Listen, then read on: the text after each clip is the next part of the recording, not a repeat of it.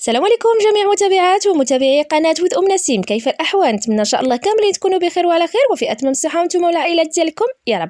أولا وقبل كل شيء اللهم صل وسلم على سيدنا محمد وعلى آله وصحبه أجمعين.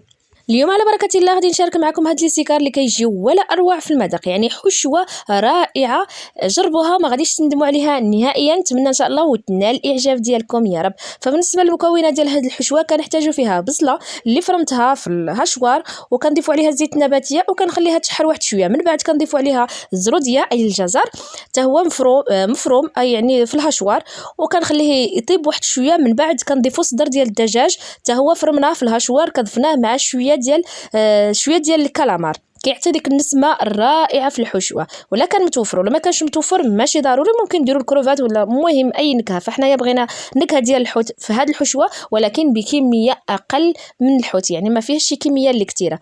ضفنا ضمه البنه ديال النكهه ديال الحوت، هذه اختياريه، اللي ما كيبغيش يضيف هاد النوعيه ديال الضمات يعني ما يضيفهمش. شويه ديال الفلفله اي الابزار وشويه ديال البابريكا وغادي نضيفوا شويه قليل ديال الملح.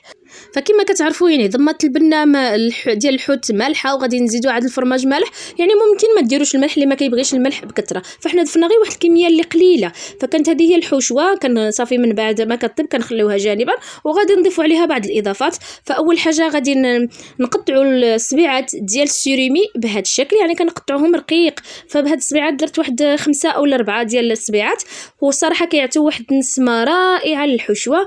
وغادي نحتاجوا كذلك الشعريه الصينيه اللي غير واحد المربع، فكنستعملوا ديك ديال الارز كنستعمل غير واحد المربع حتى هي كتعطي واحد النسمه زوينه. وممكن تفرموها في الهشوار وكنضيفوا الشعريه الصينيه وكنضيفوا هاد السبيعه ديال السيريمي وغادي نضيفوا في الاخير الفرماج الاحمر بهذا الشكل، يعني حتى هو كيعطي واحد النسمه ولا اروع الحشوه.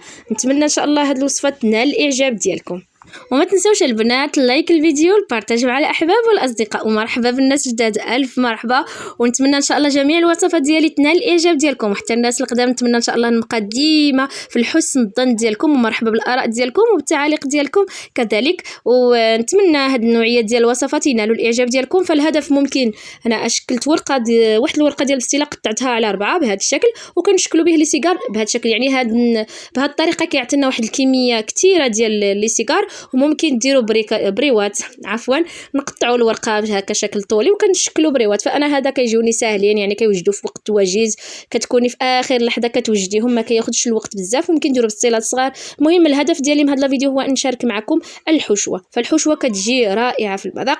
فهذو هما البريوات من بعد ما طابوا، ما كندهنهم لا بالبيض لا حتى شي حاجه، فكنكتفيو غير بهذاك الخليط ديال الزيت والزبده اللي كندهنوا به الورقه ديالنا في الاول، عاد كنعمروها صافي. هادشي اللي كنكتفيو به. ممكن ديروا البيض وممكن كتزينوا باي تزيين اللي بغيتوه نتوما.